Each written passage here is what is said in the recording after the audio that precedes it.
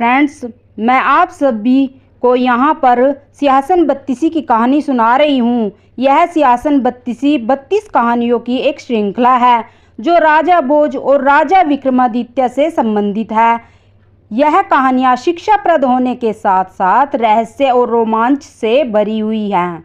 8वीं पुतली पुष्पवती की कथा।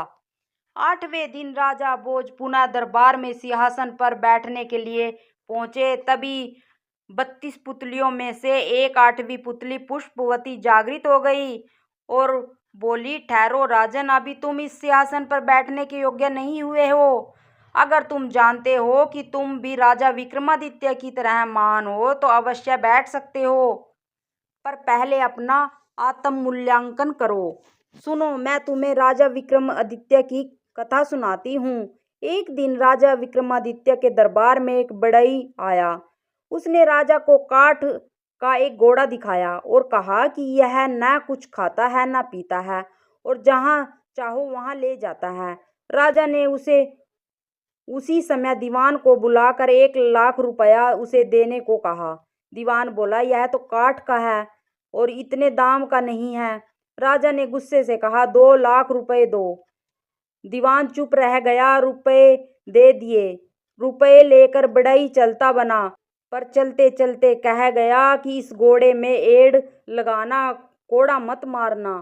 एक दिन राजा ने उस पर सवारी की, पर वह बढ़ई की बात भूल गए और घोड़े पर कोड़ा जमा दिया। कोड़ा लगना था कि घोड़ा हवा से बातें करने लगा और समुद्र पार ले जाकर उसे जंगल में एक पेड़ पर गिरा दिया। लुढ़कते हुए राजा नीचे गिरे, संभलने पर उठे और चलते चलते ऐसे भीड़ वन में पहुंचे कि निकलना मुश्किल हो गया। जैसे तैसे वह वहां से निकले। 10 दिन में 7 कोस चलकर वह ऐसे घने जंगल में पहुंचे जहां हाथ तक नहीं सूझता था। चारों तरफ शेर चीते दहाड़ते थे। राजा घबराए, रास्ता नहीं सूझता था। आखिर 15 दिन भटकने के बाद एक ऐसी जगह पहुंच गए जहां एक मकान था। उसके बाहर एक ऊंचा पेड़ और 2 कुएं थे। पेड़ पर एक बंदरिया भी थी। वह कभी नीचे आती थी तो कभी ऊपर चढ़ती। राजा पेड़ पर चढ़ गए और छिप कर सब हाल देखने लगे। दोपहर होने पर एक यति वहां आया। उसने बाईं तरफ के कुएं से एक चुल्लू पानी लिया और उस बंदरिया पर छिड़क दिया। वह तुरंत एक बड़ी ही सुंदर स्त्री बन गई। यति पहर भर उसके साथ रहा, फिर दूसरे कुएं से पानी खींचकर उस पर डाल ही वह फिर बंदरिया बन गई। वह पेड़ पर जा चढ़ी और यति गुफा में चला गया।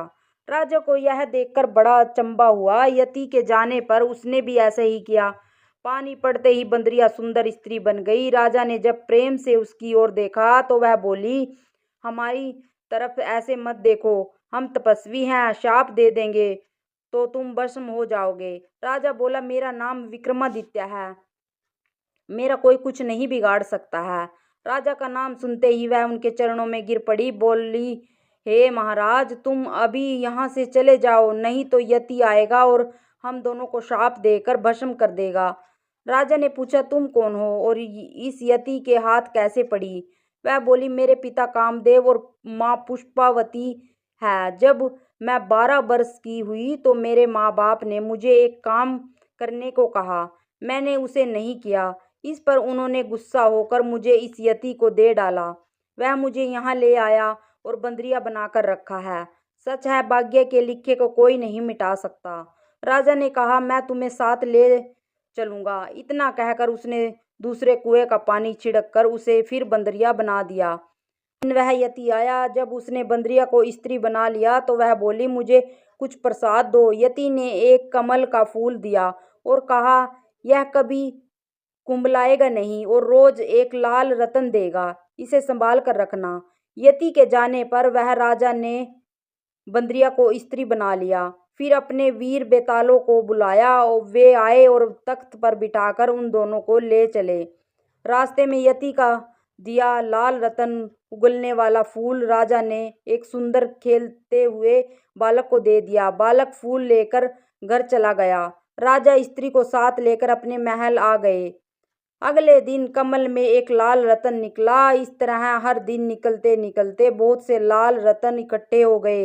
एक दिन उस बालक का पिता उन्हें बाजार में बेचने गया। कोतवाल ने उसे पकड़ लिया, राजा के पास ले गया।